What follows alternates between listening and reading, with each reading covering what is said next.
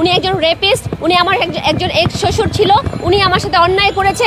মুখে বলতেছে বিয়ে করবে, কিন্তু বিয়ে করছে না, কিন্তু আমাকে সে ওই ব্যাড টাচগুলো করছে। যে অসংখ্য কামড়ের ছবি আমি ফেসবুকে দিয়েছি, এই কামড়গুলোকে আমি আমাকে দিয়েছি?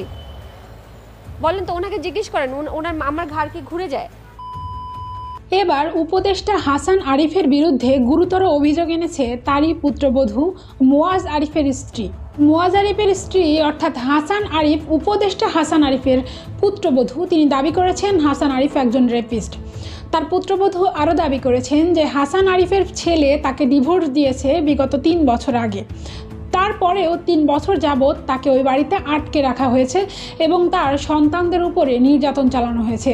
যখন ওই নারী হাসান আরিফের বাসা থেকে পালিয়ে যেতে চাইতো বা হাসান আরিফের বাসা ছেড়ে চলে যেতে চাইতো, যেহেতু হাসান আরিফের ছেলের সঙ্গে তার ডিভোর্স হয়েছিল, সে সময় তাকে বাসা থেকে বের হতে দেওয়া হতো না।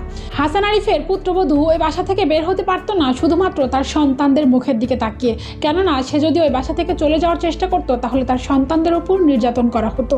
তিনি গুরুতর অভিযোগ এনেছেন, এনে বলেছেন তাকে ডিভোর্স দেওয়ার পরেও তার ওপর অমানবিক নির্যাতন চালানো হতো, তাকে ব্যাড টাচ করা হতো এবং তার শ্বশুরকে তিনি ধর্ষক বলে দাবি করেছেন।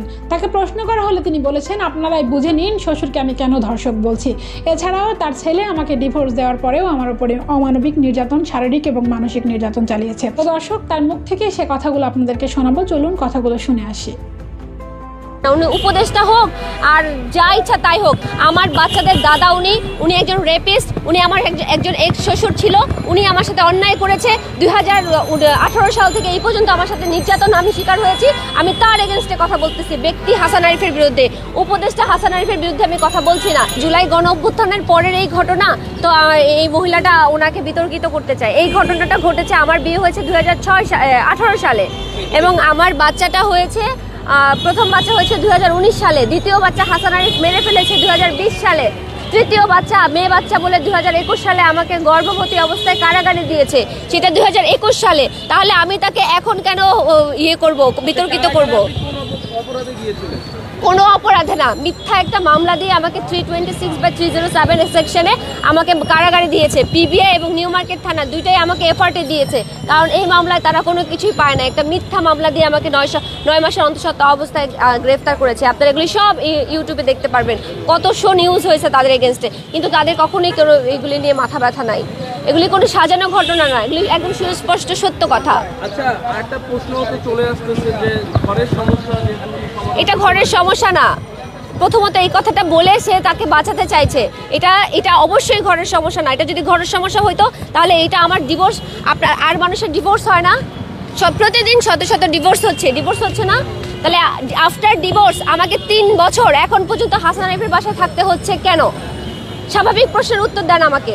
আমার ডিভোর্স হয়ে গেছে 2021 সালে 29 এপ্রিল, আজকে 2024 সাল, আমাকে কেন হাসান আরিফের বাড়িতে এখনো থাকতে হয়? আমি ওনার প্রফেশন নিয়ে কথা বলতে চাই না। উনি উপদেষ্টা হোক আর যা ইচ্ছা তাই হোক, সেটা আমার বিজনেস না। আমার বিজনেস হচ্ছে আমার বাচ্চাদের দাদা উনি একজন রেপিস্ট, উনি আমার একজন এক্স শ্বশুর ছিল, উনি আমার সাথে অন্যায় করেছে। 2018 সাল থেকে এই পর্যন্ত আমার সাথে নির্যাতন আমি শিকার হয়েছি। আমি তার এগেনস্টে কথা বলতেছি, ব্যক্তি হাসান আরিফের বিরুদ্ধে, উপদেষ্টা হাসান আরিফের বিরুদ্ধে আমি কথা বলছি না। হ্যাঁ, উপদেষ্টা হাসান আরিফের বিরুদ্ধে এখন আমি কথা বলছি, কারণ সে তার ক্ষমতার অপব্যবহার করে আসামিকে গ্রেপ্তার হতে দিচ্ছে না, মামলা হতে দিচ্ছে না। ওই হাসান আরিফকে নিয়ে আমি কথা বলতে চাই। যখন আমি এই প্ল্যাটফর্মে আসছি, পুলিশের কাছে আসছি, তখন যখন পুলিশ আমার মামলাটা স্বাভাবিকভাবে সাধারণভাবে নেওয়ার কথা, সেই মামলাটা স্বাভাবিকভাবে যখন হচ্ছে না, যখন ওই উপদেষ্টা হাসান আরিফের প্রভাবের কারণে হচ্ছে না, তখন আমি উপদেষ্টা হাসান আরিফকে নিয়ে কথা বলতে চাই। কিন্তু আমার সাথে ঘটে যাওয়া ঘটনার যা কিছু 4 দেয়ালের মাঝে ঘটেছে, সেইটা হচ্ছে ব্যক্তি হাসান আরিফ। সেই ব্যক্তি হাসান আরিফকে নিয়ে আমি অবশ্যই কথা বলবো। তাতে সে বিতর্কিত হলো না কি হলো, আই ডোন্ট কেয়ার। আমার কাছে এই মুহূর্তে কোনো এভিডেন্স নাই। সমস্ত ল্যাপটপ আর সমস্ত এভিডেন্স হাসান আরিফের ছেলে মোয়াজ আরিফ কায়দা করে নিয়েছে। এখন আমি যদি এই কথা বলে ফেলি যে এটা করেছে, এখন আপনারা আমার কাছে এভিডেন্স চাইবেন, পুলিশ এভিডেন্স চাইবে, আমি তো এভিডেন্স দিতে পারবো না, তখন আমি মিথ্যাবাদী হয়ে যাব। সো এই বিষয়টা নিয়ে আমি এই মুহূর্তে কথা না বলি। আমি কিছু এভিডেন্স জোগাড় করার চেষ্টা করছি, এভিডেন্স পাওয়া মাত্রই আমি মুখ খুলবো। একটু আগে আপনি বলেছিলেন যে হাসান আরিফ বলেছিলেন আপনি, মানে এটা কি ক্লিয়ার? উনি আমার শ্বশুর না, উনি এখন আমার শ্বশুর না, শ্বশুর ছিলেন, আমার শ্বশুর না। 2021 সালে আমাদের ডিভোর্স হয়ে গেছে। তারপরে 3 বছর আমি কোথায় ছিলাম, কেমন ছিলাম, কার সাথে ছিলাম, সেই বিষয়টা নিয়ে আপনারা কখনো জানতে চেয়েছেন? এই 3 বছর আমি কোথায় ছিলাম? হাসান আরিফের বাড়িতে ছিলাম। কিভাবে ছিলাম, কেন ছিলাম, কেন সে রেখেছে? জাস্ট একটু মাথাটা কাজে লাগান, আমার কাছে কোনো প্রমাণ নেই, আমি বলতে পারছি না। আপনি কেন থাকলেন? আমি কেন থাকলাম, কারণ আপনারা দেখবেন যে আমি সিসিটিভি ফুটেজে আমি দরজা লাথি মারতেছি। আমি যদি এখানে না থাকি আমার বাচ্চা কথায় কথায় আটকে রাখে, এই যে দেখেন আমার বাচ্চা আটকে রাখছে, যা কিছু হবে আমার বাচ্চাদের উপরে বুলডোজার চলে যায়।